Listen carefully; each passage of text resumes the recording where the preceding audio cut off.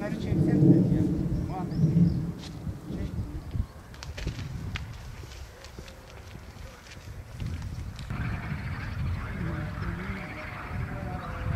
Evet.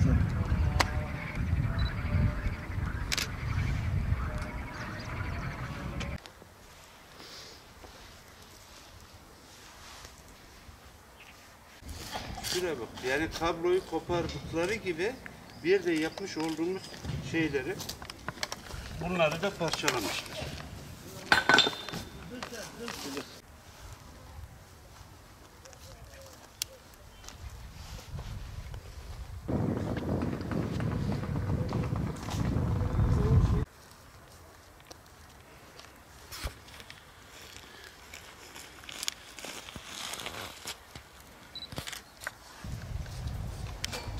Bunlar yeraltı kabloları geçirebilmemiz için döşediğimiz borular ve bunların içerisinde bütün kablolarımız bu alandan geçiyor. Bu bahsettiğim alan içerisinde 18.500 metrekarelik alandır bu. Gerek bunun işte aydınlatma kabloları olsun, kamera kabloları olsun, ses düzeni kabloları olsun, güvenlik kabloları olsun. Kablo namına hiçbir şey bırakılmamış. Ve götürmediklerine özellikle zarar vermek için kırmışlar, dökmüşler, o şekilde bırakmışlar. Otur. 2015 yılında Dicle Üniversitesi tarafından atıl durumda olan tesis ihaleye çıkarılmıştı. O dönemde ihaleye girildi. Kapalı teklif olmasına rağmen ihaleyi aldık. Bazı kumpaslar döndüğü için daha sonra pazarlık usulüne döndü. Ondan sonra pazarlıktan da ben aldım ve aldıktan sonra da keşke almaz olsaydım, keşke ben bir Diyarbakırlı iş adamı olarak buraya bu yatırımı yapmaz olsaydım. Çünkü bugüne kadar benim buraya harcadığım para 3 trilyon liraya yakın bir para. Ve bugüne kadar da her gün, her hafta, her ay ben sorunlarla karşılaştım. Eğer ben bu kentliysem, bu kentime bir şeyler yapmak istiyorsam, bir istihdam yaratmak istiyorsamsa doğal olarak kamu, kurum, kuruluşlar, devleti de yanımda görmem gerekiyor. Bugüne kadar karşıma çıkan engeller hep maddi ve manevi olarak beni yenmeyi başardılar. Ama Allah'a binlerce şükür olsun ben hiç geri adım atmadım. Bu biraz da inat meselesi oldu. Ben bu tesisi de bitireceğim. Bu tesisi de aktif hale getireceğim. Yalnız benim istediğim bu. Bundan sonra geçmişte üzerime kapanan kapıları bundan sonra açılmasını istiyorum. Buraya yapmış olduğum yatırım şimdi Diyarbakır'ın özüne, kültürüne, geleceğine olan bir yatırımdır. En az nereden bakarsanız bakın burada 50 tane insan ekmek yiyecek. Ve biz burada kötü bir şey yapmıyoruz. Maalesef Dicle Üniversitesi tarafından daha önce burası atıl durumda olan, yıkılıp yakılan ve bunların uydu görüntüleri, eski görüntüleri, yeni yaptığım şeyleri hepsi elimde mevcut. Ben bunları da söylerken, yaparken de yanımda maalesef hiç kimseyi destek amaçlı bulmadım. Hep gelen sırtımızdan vurmaya çalıştılar, sırtımızdan vurdular. Gerek maddi, gerek manevi olarak bizi bu duruma getirdiler. Doğal olarak baktığım zaman ben burayı normalde 3-5 ayda bitirip hazır hale getirmem lazım, halka açmam lazım. Bir işletme halindeyken maalesef 2015 yılının 7. ayından bugüne kadar ben bir türlü rahat yüzü görüp bu işletmemi aktif bir hale getirmedim. Gerek bürokrasi engeller bakımından gerekse karanlık güçlerin buranın üzerinde olan oyunlarından ötürü. Doğal olarak bana desinler ki kardeşim biz sana burayı yedirmiyoruz ve bana söylediler de biz sana burayı yedirmeyeceğiz. Ben de dedim ki ben de burayı bu hale getireceğim, size inat ve ben bu kadar güçle, bu kadar insanla uğraşırken maalesef, ama maalesef söylüyorum, yanımda hiçbir tane göremedim. Gerek siyasi kanatta olsun, gerek hükümet kanatından olsun. İhale sürecinde yaşadığım sıkıntılar bu. Burası ilana çıktığı zaman ihaleye çıkmıştı. Doğal olarak ben de bir yatırımcı iş adamı olarak baktım, mühendis ve mimarlarımı gönderdim. Burayı değerlendirdiler. Dedim ki burası bana kaça mal olur? Projem budur. Bu kapsamda böyle bir yer düşünüyorum diye. Bana bir rakam belirlediler. Ben de dosyayı hazırlayıp içeriye verdim. Şirketim adına verdim. Şirkette benim adıma. Daha sonra ihaleyi girdikten sonra 11 tane katılım firması vardı. Doğal olarak kapalı teklif usulüydü. Demin de arz ettiğim gibi. Kapalı teklif usulünden sonra bu sefer açık artırmaya döndü. Onlar da demek ki burayı birilerine peşkeş çektirmek istiyorlardı. Bana da inat oldu ve daha sonra benim duyumlarım doğrultusunda ve bugüne kadar da devam eden ve bugüne kadar da hiç kimsenin sahiplenmediği bir şeyde burayı FETÖ'cüler tarafından her zaman burası kundaklandı.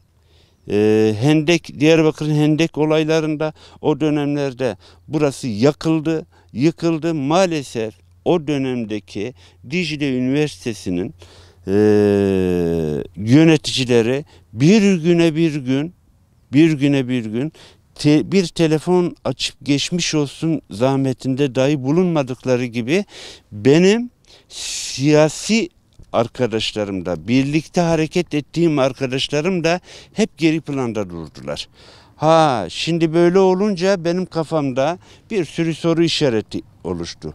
Bu soru işaretleri de olunca, bitince, bu şekilde de yapınca doğal olarak baktığın zaman, gerçek anlamda değerlendirdiğin zaman atıl olan bir yere, eğer siz bu kente bir istihdam sağlayacaksanızsa gerekli herkesi yanınızda görmek istersiniz doğal olarak.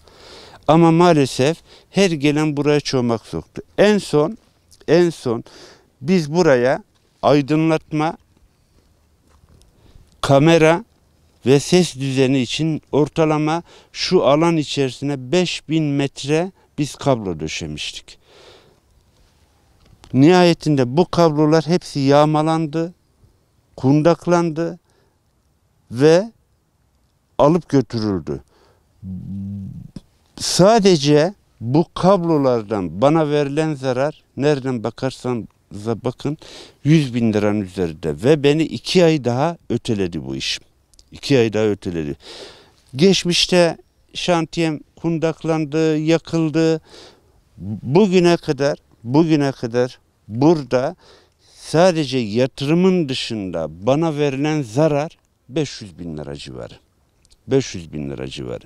Nihayetinde ben üniversite, doğal olarak devletimizin açıklamış olduğu bir konu vardı. Yani Sur ilçesinde bu tarz işlemlerden ötürü zarar gören sanayicimiz olsun, esnafımız olsun, vatandaşımız olsun, gerek maddi olarak gerek manevi olarak destek olacaktı. Ben herhangi bir talebim olmadı. Herhangi bir talepte bulunmadım. Sadece Dicle Üniversitesi'nden şöyle bir talebim oldu. Dedim ki bu süreç içerisinde hiç olmazsa siz, doğal olarak devletimizin de açıkladığı bir şeydir bu. Siz bizden bu kirayı almayın. Biz bu işletmeyi hazır hale getirelim. Ve sözleşmenin tekrar gözden geçirilmesi, sözleşmenin tekrar yenilenmesi, benim ödediğim kira bedelinin de işletmeyi açtıktan sonra ileriki tarihlere sayılmasını, maalesef Dicle Üniversitesi de o teklifimize de hayır dedi. Biz ona da sessiz kaldık ve yaşadığımız kısacası bu.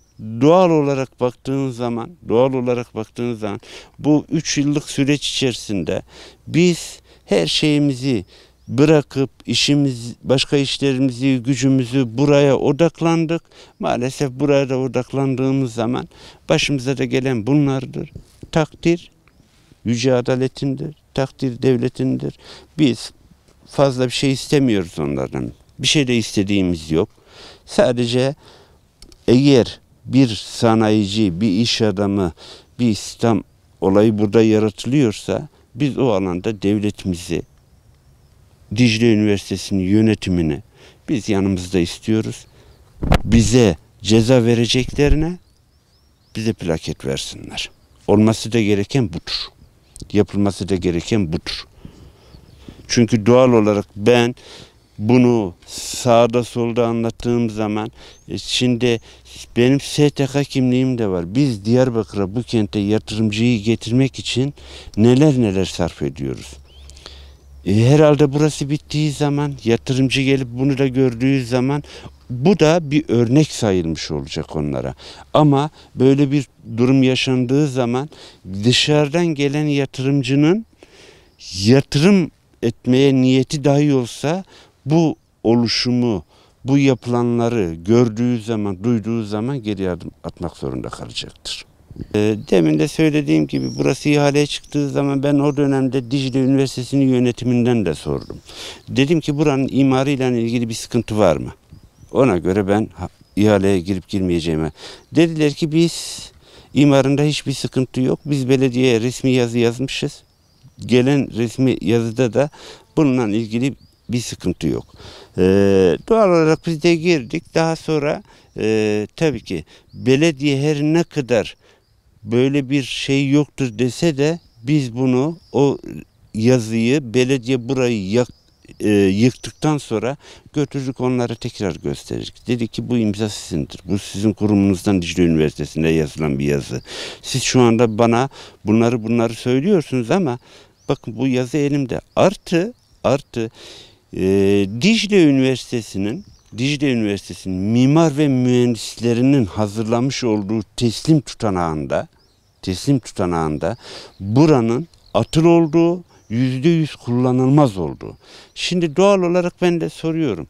Atıl ve %100 kullanılmaz olan bir yerin tadilatı ne olabilir? Gerek sağlık açısından olsun, gerek güvenlik açısından olsun.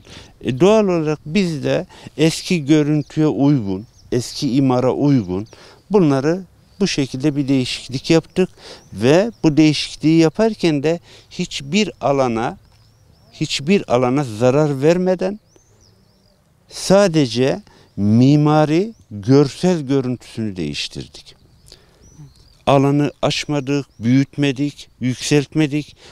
Aynı şeye uygun. Zaten söylediğim gibi bunun eski uydu görüntüleri olsun, yeni uydu görüntüleri olsun, eski görselleri olsun, yeni görselleri olsun. Burayla ilgili benim bugüne kadar fotoğraflandırdığım kare eski ile yenisi arasında nereden bakarsanız bakın 1500'ün üzerinde elimde resim var. Evet. Tabii ki Diyarbakır Sur Belediyesi ile Dicle Üniversitesi'nin FETÖ dönemindeki birlikte hareketleri daha sonra 15 Temmuz olayından sonra ortaya çıktı ki ve bize söylenen her ne olursa olsun buraya bu yatırım yapılmayacak, buraya bu hizmet getirilmeyecek. Yeni yönetimle ilgili birkaç kez yazışmamız oldu. Onlardan biz destek istedik. Yani buranın süresinin uzatılmasıyla ilgili, sözleşmenin yenilenmesiyle ilgili. Şimdi tabii ki şöyle söyleyeyim, yanılmıyorsam bizde resmi kayıtları da var. Emniyetin kayıtlarında da vardır. Biz buraya malzemeleri yıktığımız dönemlerde 2015 yılı içerisindeydi buranın yakılması. Evet, buranın yakılması 2015 yılı içerisindeydi. Daha sonraki de yapılan sabotajlarsa bu 2-3 ayda bir tekrarlanan sabotajlardı. En son işte bir ay kadar önce, 15 gün kadar önce nihayetinde sizler de alanı gezeceksiniz. Bizim yer altına döşemiş olduğumuz ve yüzeyde geçirmiş olduğumuz kablolardan da bunu göreceksiniz. Belediyenin yıkması da Yanılmıyorsam 2016'nın herhalde başlarındaydı. 2016'nın başlarındaydı. Tamamen mi yıktı yoksa? Bizim yapmış olduğumuz alanları iş makineleriyle geldiler o zaman. Şu çevre duvarlarımızı falan komple yıktılar. Yani belediyenin o tarihte bizim yapmış olduğumuz işlere bize verdiği zarar 147 bin lira. 147 bin lira. Ve onu yıkmaları, tekrar işte fazlalık yoktur dedikleri, biz tekrar onu eski haline getirmemiz hem zaman olarak uzun bir süreye yaydı bizleri, hem de maddi olarak bizi zor duruma koydu. Diyarbakır'da Sur'daki hendek olaylarında şantiye işte sabotaj düzenlendi, yakıldı. Nihayetinde o dönemdeki PKK dediğimiz örgüt tarafından o zarar verildikten sonra akabinde Sur Belediyesi'nin böyle yapması, akabinde Dicle Üniversitesi'nin FETÖ ekibinin bu hale getirmesi, doğal olarak ben şimdi düşündüğüm zaman bakıyorum ki biz nasıl bir kumpasın içerisine girmişiz. Nasıl bir kumpasın içerisine girmiş? Prosedür doğrultusunda, Dicle Üniversitemizin prosedür doğrultusunda ve mevzuat doğrultusunda buranın tekrar bize iyileştirilmiş bir halde teslim edilmesi, eğer zararımızla ilgili, yatırımımızla ilgili bir destekleri de olursa bu da bizi mutlu kılacaktır. Bizi ileriki yıllardaki yapacağımız yatırımları ve gelecek olan yatırımcıların da önünü açmış olacaktır, örnek olacak.